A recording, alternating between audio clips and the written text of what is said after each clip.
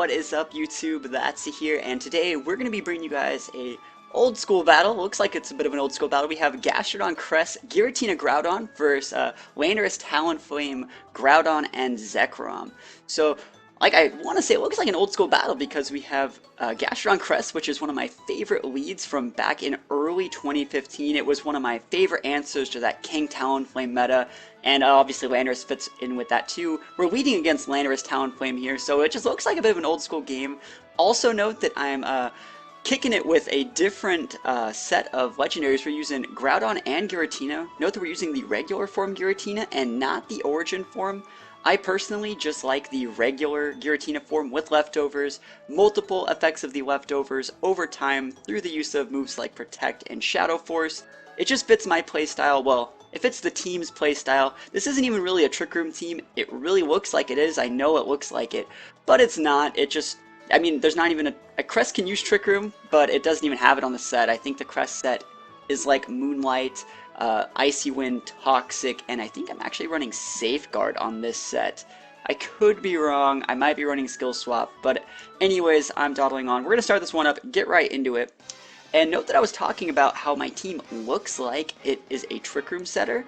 That's going to really help me out turn 1. It's one of the biggest strengths of this team turn 1, because looking at this board, it's like, alright, well, he obviously wants to go Protect Trick Room and then just be super slow and bulky and grind me out. So first turn, we're obviously going to get intimidated because that is what Landorus does, and we're going to see a Scarf Lando. Note that it is Scarf because it's going before Talonflame is, and he's knocking off my Crest's Mental Herb and going for a taunt with that Talonflame, definitely trying to stop any Trick Room shenanigans or anything like that. I'm just going to go for the honest Icy Wind here, slows the Lando down. I guess it hits the Talonflame for something. It's mainly just for the Lando there. And we're just going to Scald the Talonflame. I'm trying to pick up a KO here, but it looks like he's at like 1 HP. And that kind of sucks, but I mean, it's not really the end of the world. But then I should have just... I definitely made a misplay here. I don't know what I was thinking. Like, I knew he's probably going to just knock off my my Gastrodon, right? Because like, you might as well just knock off everything if you're Scarfed in a knockoff. So I don't know why I made this play. I totally messed up here. I could have picked up a KO on the Lando, which would have been huge, because note that I am using a Groudon in my own team as well. So he knockoffs my Gastrodon, no Citrus Berry for me. And my Crest goes for another Icy Wind. This is going to put the Lando at about a third. So it looks like I'm going to need potentially one more Icy Wind. Obviously, we're going to slow the Groudon a little bit too, which is definitely helpful in this matchup. But then I scalded. I should have just Ice Beamed the Talonflame. I mean, it's just, or the Lando slot. I should have just Ice Beamed in general. I was trying to not reveal too much, but, I mean, this guy had Groudon in his team preview. Of course he's going to switch in on one of these slots. So I'm going to switch in my Giratina here.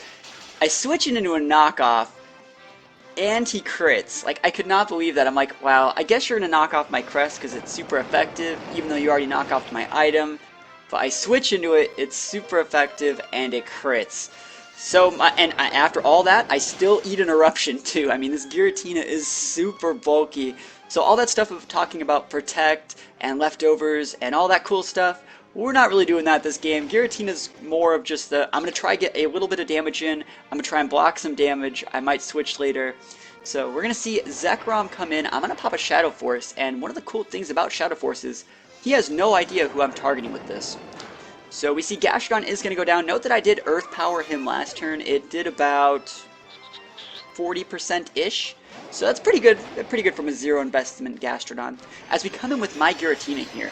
Now remember, sorry, my Groudon here. Groudon is the Pokemon I sent out. Now remember, his Groudon is slowed by my Crest's Icy Wind that went off before I switched out. So he has a -1 speed Groudon and a Zekrom on the board.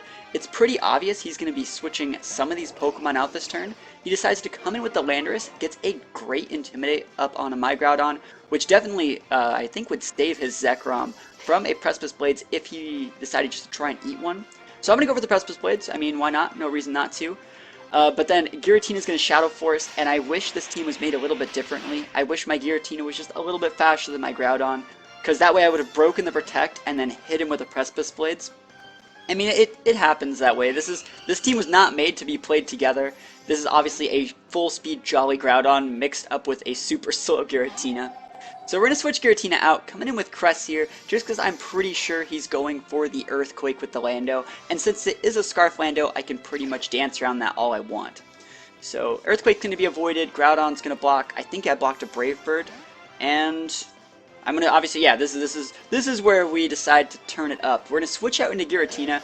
We're just switching out here to make the Talonflame have 2 targets to hit. If he hits anyone, he's gonna take a bunch of recoil, and if he takes recoil, he's gonna go down. So he's going for that Brave Bird up onto what was the Groudon slot. It is Giratina now. Gets another crit, so my Giratina ate 2 crits and a full HP eruption this game. I think that's pretty value.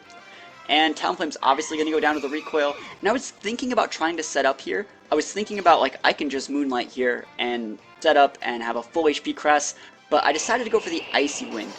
Going for the Icy Wind here makes it so he has to send out both his Groudon and his Zekrom at the same time.